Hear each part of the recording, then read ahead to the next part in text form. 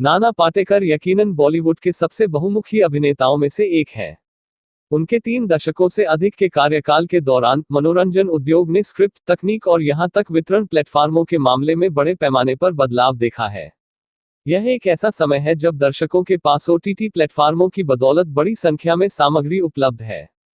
हाल ही में डीएनए के साथ बातचीत के दौरान नाना पाटेकर ने ओटीटी के हालिया उछाल और मनोरंजन उद्योग पर इसके प्रभावों पर अपने विचार साझा किए।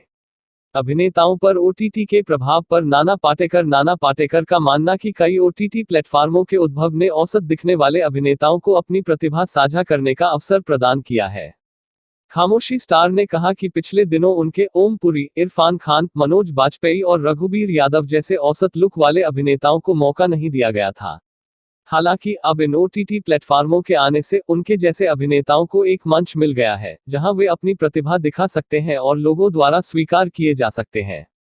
उन्होंने आगे कहा कि थिएटर और सिनेमा के बाद ओटीटी कलाकारों के लिए अपनी क्षमताओं को साझा करने का एक और माध्यम बनकर आया है। नाना पाटेकर स्टारडम पर वेलकम स्टार ने आगे फिल्म उद्योग में सुपरस्टारडम के युग के अंत पर अपने विचार साझा किए। उन्होंने दावा किया कि आज के समय में एक अभिनेता की स्थिति उनके बॉक्स ऑफिस प्रदर्शन के अनुसार कुछ ही हफ्तों में बदल सकती है। नाना पाटेकर ने कहा कि प्रशंसक आज भी दिलीप कुमार, राज कपूर और देव आनंद जैसे गुजरे जमाने के सुपरस्टारों के काम को याद करते हैं।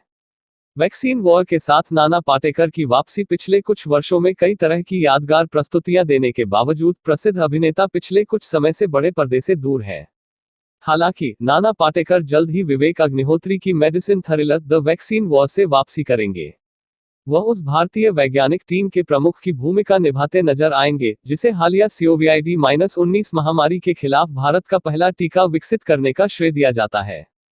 प्राथमिक कलाकारों में अनुपम खेर, राइमा सेन, सप्तमी गौड़ा और पल्लवी जोशी के साथ द वैक्सीन वॉर 28 सितंबर को सिनेमाघरों में पहुंचेगी।